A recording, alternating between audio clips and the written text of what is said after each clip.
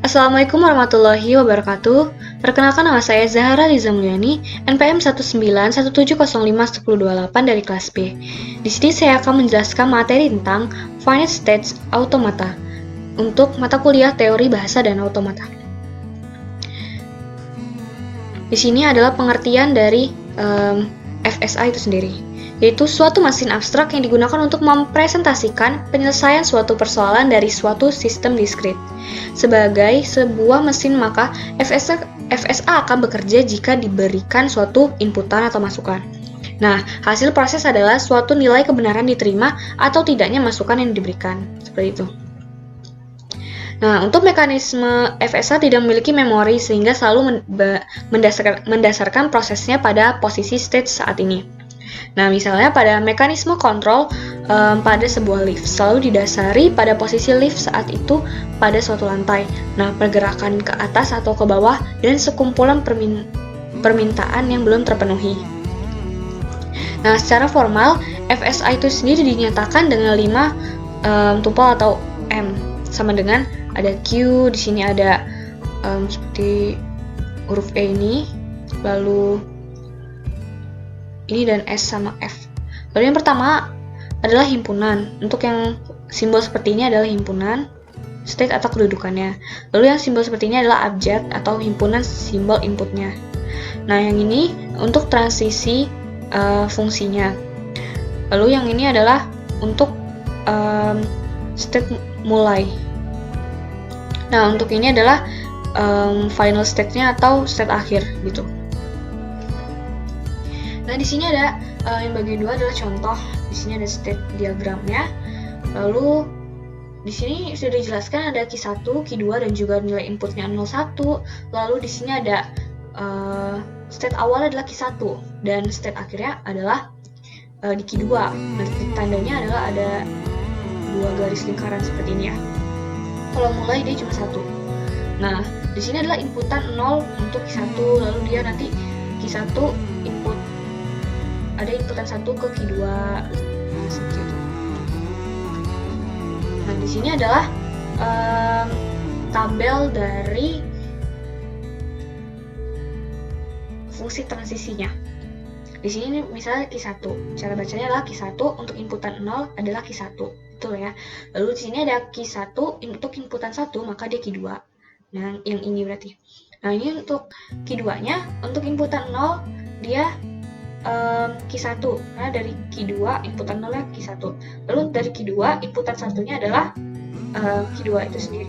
Nah, selanjutnya di sini bisa dijelaskan secara lebih rinci ya. Ini untuk yang inputan 0 untuk Q1. Nah, jadi bernilai Q1. Untuk Q1 inputan 1, maka dia bernilai Q2. Nah, seperti ini ya. Selanjutnya ini sudah terisi lengkap. Nah, di sini adalah contoh untuk finite automatanya. Di sini kita mau masukin inputnya adalah 1101, itu tuh bisa diterima atau tidak gitu ya, benar atau tidak. Yang pertama, kita bacanya untuk string 1101. Pertama 1 dulu, jadi dari Q1 ke Q2, betul ya. Lalu untuk bernilai 1 lagi, berarti dari Q2 ke Q2. Selanjutnya untuk yang bernilai 0 dari Q2 ke Q1, dia masih tetap berlanjut. Nah, untuk yang angka terakhir adalah angka 1, dia berakhir di Q2. Nah, makanya dia diterima karena dia berakhir di final stage gitu.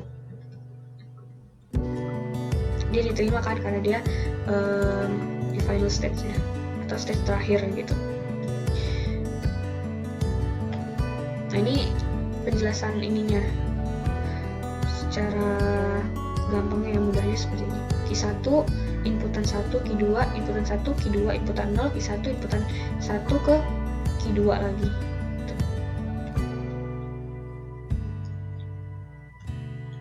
Nah, di sini adalah bagian 3, yaitu deterministic finite automata atau DFA. Nah, di sini dijelaskan ada M-nya. M itu ada key, terdiri dari key, baru ada yang untuk key ini adalah ini ya. Ada key 1, key 2, key 3 gitu.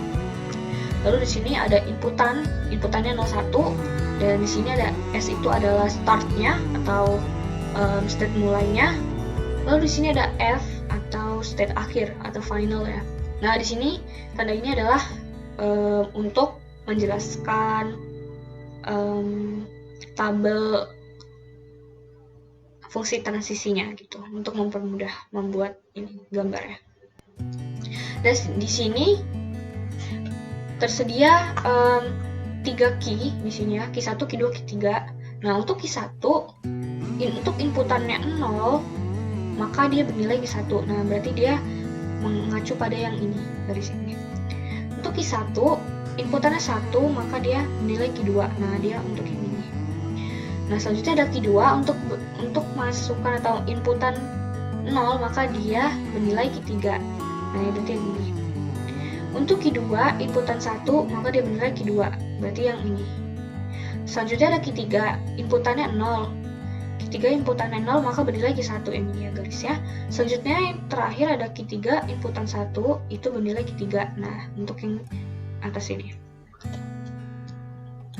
Nah, di sini untuk sebuah state dan input yang berlaku bisa ditentukan tepat satu state berikutnya. Nah, suatu string X dinyatakan diterima bila di sini fungsi transisinya itu berada pada state terakhir gitu. Nah, ini bila M adalah sebuah bahasa FSA. Nah, ini M ini menjelaskan tentang yang tadinya. Dia menerima bahasa yang disebut LM atau language machine gitu lah ya, yang merupakan himpunan di mana X adalah fungsi transisinya terdiri dari X, X gitu ya. Nah, S ini adalah untuk yang startnya atau mulainya, X ini nilai inputannya gitu di dalam F, atau F itu adalah final stage gitu. Nah, di sini ada komparasi dari DFA dan NFA. Untuk NFA akan dijelaskan pada materi yang berikutnya. Di sini hanya sampai DFA saja. Nah, di sini DFA-nya dan NFA itu ada perbedaannya. Yang pertama, kalau untuk DFA, langkah berikutnya dapat ditentukan. Nah, kalau NFA sendiri, beberapa pilihan mungkin ada untuk keadaan selanjutnya pada titik manapun. Nah, ini untuk gambar DFA ya. Ini untuk gambar NFA-nya. Nah, kalau untuk DFA mempunyai satu panah transisi tiap simbolnya. Nah, seperti ya. Nah, kalau misalnya NFA memiliki lebih dari panah transisi untuk tiap simbolnya.